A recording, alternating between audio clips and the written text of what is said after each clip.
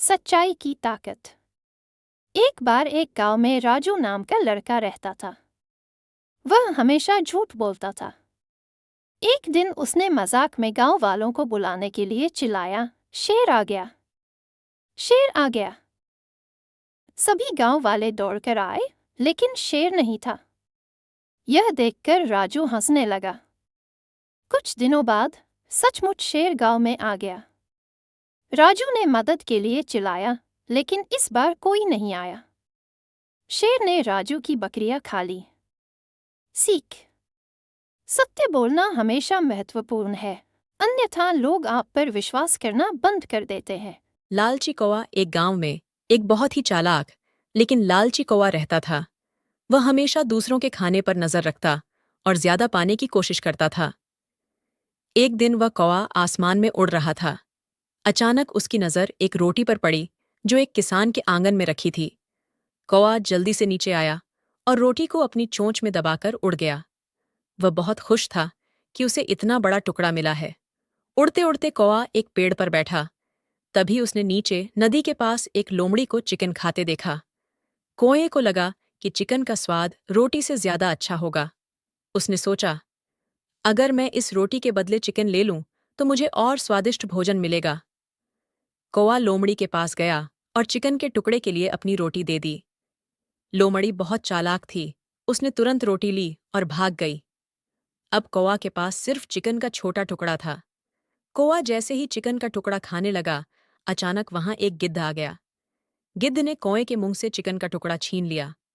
अब कौवा के पास न रोटी बची और न चिकन। लालच बुरी बला है।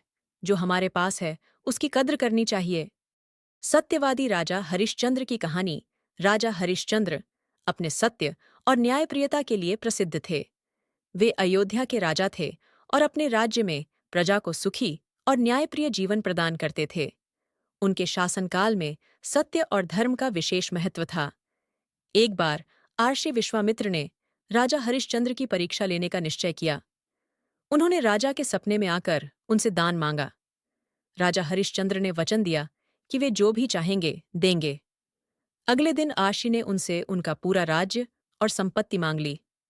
सत्य के पालन हेतु राजा ने अपनी सारी संपत्ति दान कर दी और अपने परिवार सहित जंगल में चले गए। राजा, उनकी पत्नी तारामती और पुत्र रोहिताश्व गरीबी में जीवन बिताने लगे।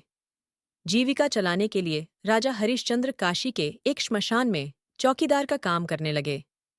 वहां हर कोई अंतिम संस्कार के लिए शुल्क चुकाता था और हरिश्चंद्र उसे सत्यनिष्ठा से पूरा करते थे।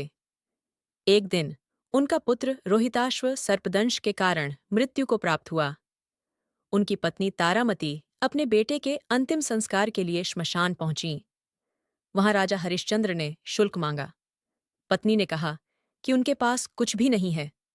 इस पर राजा ने कहा, यदि शुल्क नहीं दिया गया तो अंतिम संस्कार नहीं होगा। पत्नी ने अपनी साड़ी का अंश फाड़कर शुल्क दिया। राजा हरिश्चंद्र की इस सत्यनिष्ठा और धर्म के पालन से देवता और ऋषि विश्वामित्र प्रसन्न हो गए। उन्होंने राजा की परीक्षा समाप्त की और उन्हें उनका राज्य, पुत्र और वैभव सब कुछ वापस लौटा दिया। राजा हरिश्चंद्र ने फिर से सत्य और धर्म के मार्ग पर चलते हुए राज्य का संचालन किया।